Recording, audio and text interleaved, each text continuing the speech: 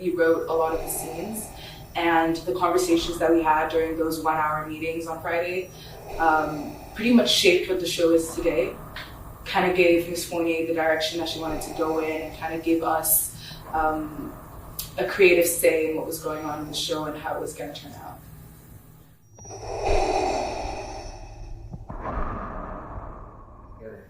So it was written by primarily the Playwright Circle, but then also, as I said, we borrowed that text from the IB2 theater students who graduated last spring.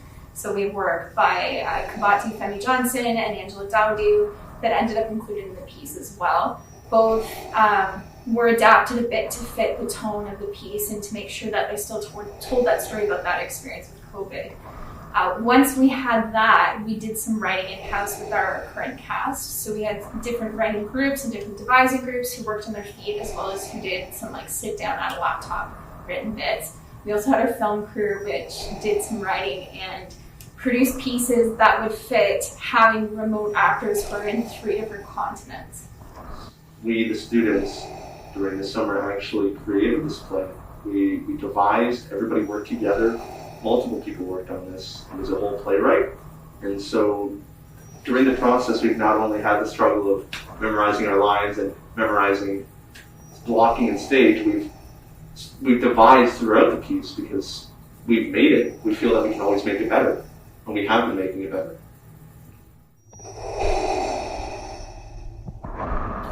That's a good question.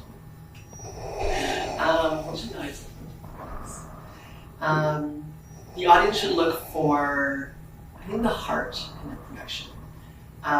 Everything that we talk about are things that either people have experienced or that people have come to realize throughout COVID. And so as much as, it is a play and it's something that's not necessarily 100% real, it's all based in reality. And it's all something that I think a lot of us have been through and have been exposed to and have had our minds opened up to in the past 6 months. Awesome. Thank you so much, Rory. Oh, God.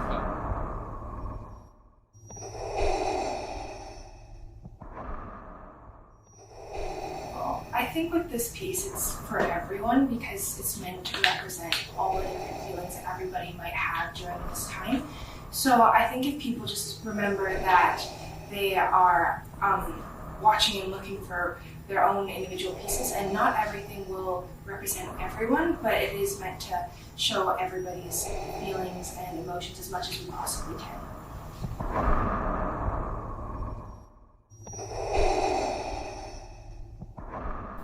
It is completely different. I mean, with the mitigation procedures that we all have to adhere to in order to put on this show, it's not going to be the same as the other ones. You can't touch, there's no physicality. I mean, there is physicality, but we can't touch, we can't interact the way that we used to. We have to be completely spaced out, we have to have our masks on, but what I will say is that Ridley College has done an amazing job at still continuing to make the Manual Theater our second home. I mean, when I go in there, I'm still excited to act and I'm still excited to see my friends, and even though I can't necessarily hug them or dance with them or sing with them before rehearsals, it's still been an amazing process, and I still look forward to coming to the Medical Theater after school every day.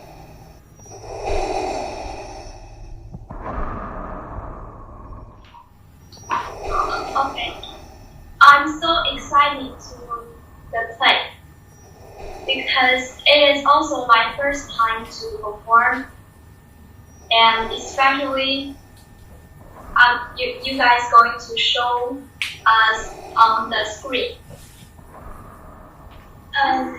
It was hard, like I need to find the best position and the best background. Also the light for the shooting, which could make better production.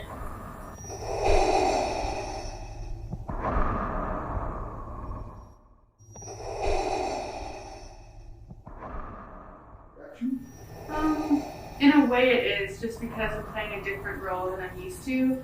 I actually came to Ridley last year and I danced in our musical production Matilda, so it's a different role than playing as an actor in this one. So I'd say it's kind of different in a way, experience-wise, but I'm really excited.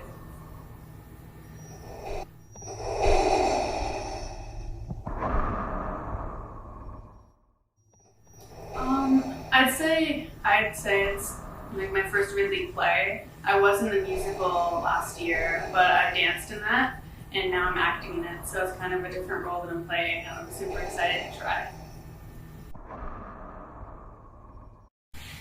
I had rice and soup for breakfast, and it was so.